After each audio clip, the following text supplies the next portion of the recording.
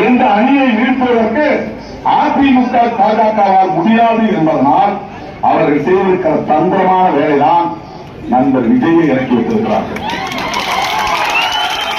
அவர் சொல்லுகிறார் இந்த 2 பேருக்கு தான் போட்டி. அதுக்கு என்ன காரணம்? திமுகவை கடுமையாக எதிர்ப்பதன் மூலம் அவருடைய ரசிகர்கள் எல்லோரையும் திமுகவுக்கு எதிராக ஓட்டு போட வைப்பதுதான் அவருடைய நோக்கம். ஏன் திமுகவுக்கு எதிர்க்கிறார்? என்ன அப்படி திமுக செய்துவிட்டது? கட்சி தொடங்கி 2 வருஷம் ஆகல. அண்ணா திமுக கூட அவருக்கு விருப்பம் பரப்புற, திமுகவுக்கு எதிராக இருக்கக்கூடிய மற்ற கட்சிகள் கூட அவருக்கு விருப்பம் பரப்பவில்லை. ஆனால் நண்பர் விஜய் கட்சி தொடங்கி 2-3 வருஷம் கூட ஆகல. எல்லா மேடைகளும் திமுகவுக்கு எதிராக. என்ன காரணம்? அவர் திமுகவை வீழ்த்துவிட்டு ஆட்சிக்கு வர முடியுமா? விஜய் அவர்களால் ஆட்சிக்கு வர முடியுமா? விஜய் அவர்களால் முதலமைச்சராக முடியுமா? அந்த நாட்காலை அவரால் உட்கார முடியுமா?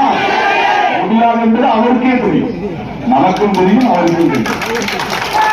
பெரம்பலூர் தொகுதியிலே வெளிப்படமான என்ற சந்தேகம் அவருக்கு.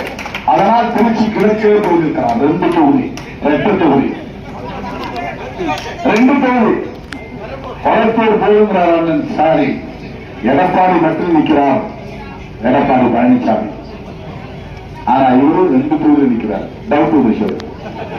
பெரம்பலூர்ல தோக்கடிச்சுட்டா திருச்சி, திருச்சியில தோக்கடிச்சுட்டா பெரம்பலூர், ஏதாவது ஒரு தொகுதியில ஜெயிச்சா போதும் அப்படின்னு நினைக்கிறார். ஒரு உண்மை நீங்க புரிஞ்சுக்கணும், அவராலும் ஜெயிக்க முடியாது, அவர் நிறுத்தியிருக்கிற ஒருமைப்பாடாலும் ஜெயிக்க முடியாது, அவர் ஆட்சிக்கும் வர முடியாது. அப்படிப்பட்டவர் யாரை அந்த நாற்காலியில் அமர வைப்பதற்காக திமுகவுக்கு எதிரான விருப்பை பரப்புகிறார், இந்த கூட்டணியை தோற்கடிக்க வேண்டும் என்று விரும்புகிறார். நான் ஒரு ஆளை எழுந்திருந்தா நான் உட்கார்ந்துக்காக இருக்கலாம், நான் உட்கார முடியாது. அப்ப அந்த ஆளை யாரை எழுப்பணும்? அப்ப யாரை உட்கார வைக்கிறதுக்கு? பாஜக அதிமுகவை இந்த இடத்தில் அமர வைப்பதற்காகத்தான்